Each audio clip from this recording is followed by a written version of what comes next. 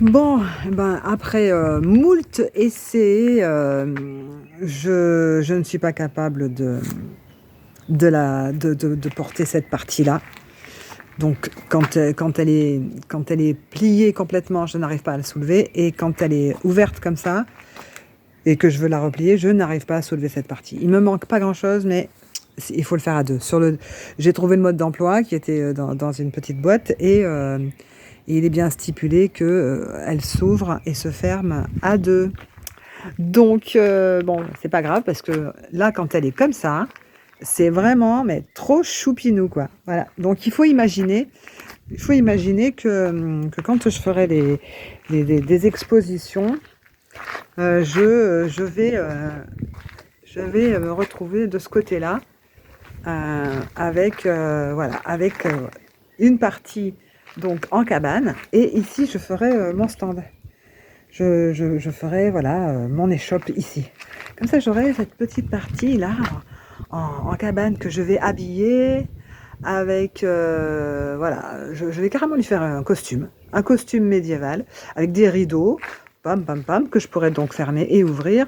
Et cette petite partie sera, j'ai enlevé la table qui était beaucoup trop grosse, qui prenait trop d'espace. Donc je me trouverai un petit guéridon que je rajouterai ici. Et voilà, donc je pourrais faire les chopes et avoir mon petit coin tranquillou, canapé.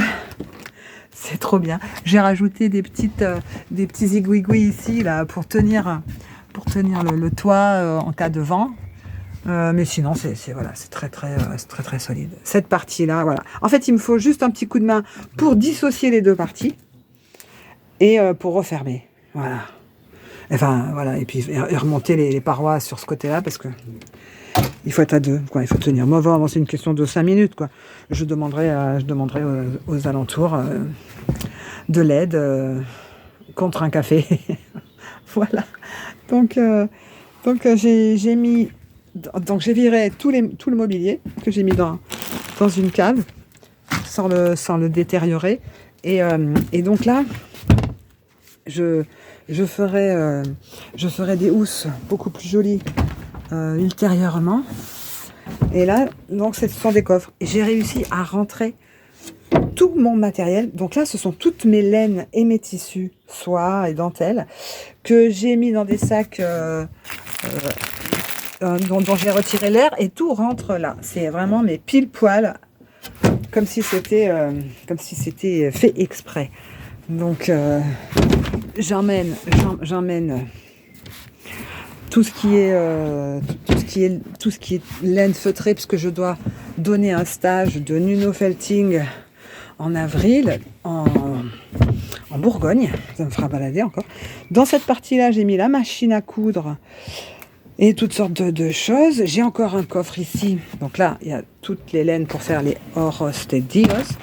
Et ici, dans le deuxième coffre, j'ai encore du matos pour faire plein de bricoles. Notamment tout ce qui est, comment on appelle ça, crochet, macramé, crochetage de fil de cuivre également.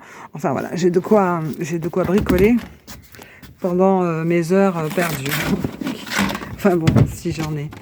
Non, enfin bon, je trouverai le temps de fabriquer parce qu'en fait, faut que je fabrique un peu pour la saison, quoi, pour faire les marchés. Voilà. Et une fois que je serai installée, bah, je me servirai donc de cette cabane comme d'un stand. Voilà, ça va être pas mal. Le seul hic, c'est que voilà, je ne suis pas assez grande et musclée pour pouvoir l'ouvrir toute seule. Mais enfin bon, de toute façon, c'est pas prévu à cet effet, quoi. C'est le seul hic. Bon ben voilà, je vous montrerai les différentes étapes de transformation de cette caravane en joli stand médiéval. Et quelquefois, ce sera juste sur les marchés. Donc en fait, j'ai envie de peindre la caravane dans des couleurs vives pour pouvoir faire des marchés un peu partout. Mais quand il s'agira de faire des médiévales, eh bien, elle aura son habit sur le dessus, hop, tout en coton. J'ai un beau vert et toutes sortes de draps de lin que je vais pouvoir faire un joli habillage. Voilà. Bon,